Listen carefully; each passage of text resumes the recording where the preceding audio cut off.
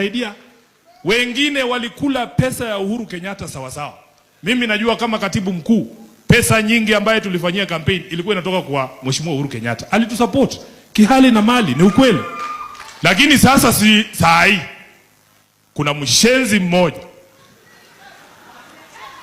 mmoja ametambua kwamba kuna ubaya ya pesa ya Uhuru Kenyatta. Nataka niulize Junet. Wewe Junet, pesa ya Uhuru ilianza kuwa mbaya siku gani? Siku ile ulikuwa unachukua hiyo pesa na hata yote hukuleta kwa chama. Ingine ulikula peke yako na mabibi yako.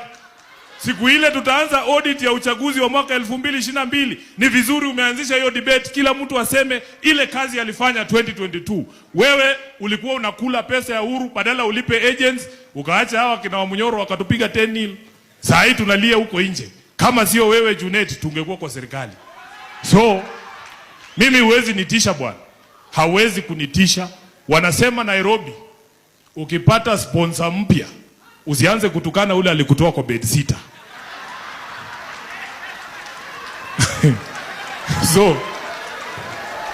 So mimi nataka nikamilie hapo. Niwaambie Mheshimiwa Gachagua, hakuna mtu ambaye ana uwezo ya kunifukuza ndani ya chama cha ODM. Wewe tulia tu.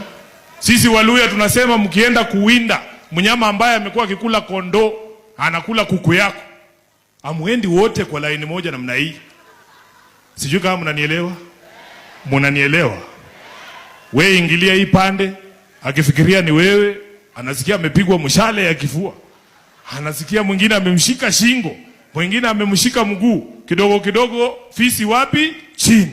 Kwa hivyo mimi nataka mkae ngangari. Sisi ndani ya ODM tunaamini kile kitu baba alituambia. Hakuna siku baba alituambia tuunge mkono William Ruto 2027. Hakuna.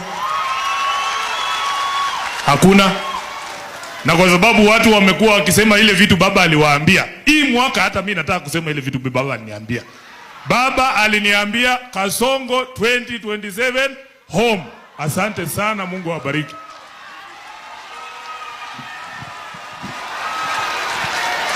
Asante Senator Sifuna kwa kufichua yale ambayo baba alikuambia. Sasa wamebaki watu wawili tu warefu ndio mzungumziwe na His Excellency the Deputy President.